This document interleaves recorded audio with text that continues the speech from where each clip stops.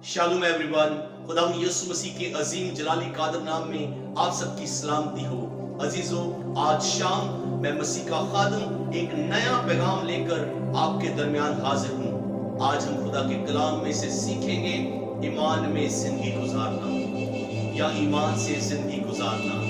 अजीजों, जब हम खुदा के कलाम को पढ़ते हैं तो जितने लोग खुदा यीशु मसीह पर ईमान लाए, उन सबों की जिंदगियों में दुख आए, उन सबों की जिंदगियों में परेशानियां आई, तो भी उन्होंने अपने ईमान का इजहार किया।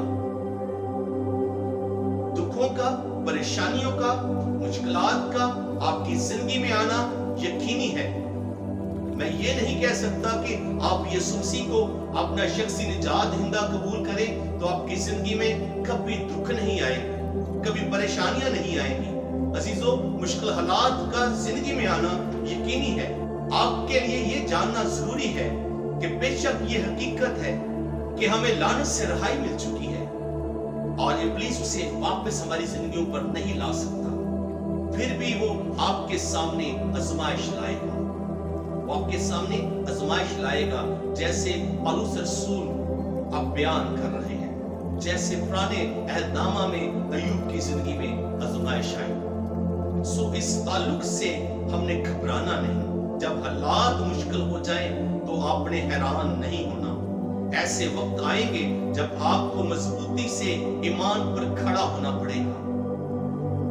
बाइबल मुकद्दस बयान करती है, खुदा का बंदा पौलुस रसूल दूसरा तिमोथेयुस उसके दूसरे बाब की तीसरी आयत मुबारका में बयान करते हैं, मसीह यीशु के अच्छे सिपाही की तरह मेरे साथ दुख उठा। अजीजों, ये पैगाम सिर्फ तिमोथेयुस के लिए नहीं, बल्कि ये पैगाम आलमगीर है। ये पैगाम उन सब मसीहियों के लिए है जो खुदावंद यीशु मसीह के शागिर्द हैं, जो मसीह यीशु के पीछे चल रहे हैं। पौलुस रसूल, जिसे रसूल आजम भी कहा जाता है, जिसने कहा कि तुम मेरी मानिंद बनो क्योंकि मैं मसीह की मानिंद बनता जाता हूँ। मसीह की मानिंद बनने के लिए उसने बहुत कुछ सैक्रिफाइस किया, उसने बहुत सी कुर्बानियां दी। मसीह यीशु की मानिंद बनने के लिए उसने बहुत सारी चीजों को छोड़ा, बहुत सारे काम छोड़े, बहुत सा नुकसान उठाना पसंद किया।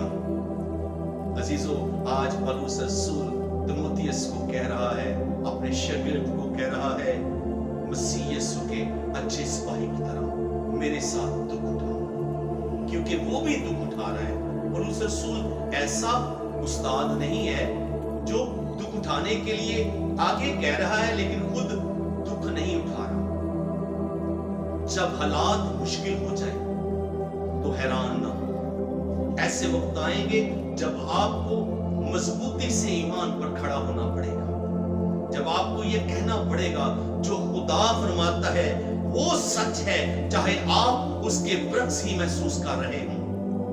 जब आपको खुदा के वादे पूरे होते नजर ना आए तो ऐसे वक्त में, ऐसे हालात में आपने एक कच्चे सिपाही की तरह मुश्किल हालात का मुकाबला करना है।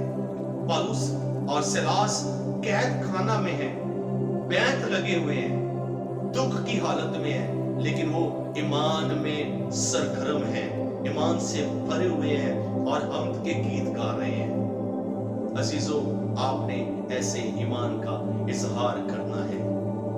बहुत से लोग शिफा के लिए, खुशहाली के लिए खुदा के कलाम को सुनते हैं और वो ये ईमान रखते हैं कि वो खुदा यीशु मसीह के नाम में शिफा पाएंगे, खुशहाली उनकी जिंदगी में आएगी, और वो खुदा के कलाम को सुनते रहते हैं और वो गवाहियों को भी सुनते हैं और ये चाहते हैं कि वही मिरेकल्स, वही साइंस एंड वंडर्स उनकी जिंदगियों में भी नजर आए। मैं भी उन नेमतों को, उन बरकतों को अपनी जिंदगी में हासिल करूं, वो ये कहते हैं। और फिर जब मुश्किल वक्त आते हैं तो वो घबरा जाते हैं, हौसला हार जाते हैं। आपने हौसला नहीं हारा, आपने घबराना नहीं, क्योंकि खुदा यीशु मसीह ने कहा कि तुम्हारा दिल ना घबराए, तुम खुदा पर ईमान रखते हो, मुझ पर भी ईमान रखो। आपने खुदा यीशु मसीह पर ईमान रखना है और ईमान के बानी और कामिल करने वाले यीशु को तकते रहना है। कब तक तकते रहना है? اس روئے زمین پر آپ ہیں. ہر طرح کے حالات میں آپ نے اس ایمان کے بانی کامل کرنے والے یسوع کو تکتے رہنا ہے. وہ آپ کو ہر طرح کی مشکلات سے، پریشانیوں سے، دکھوں سے نکالنے کی قدرت رکھتا ہے.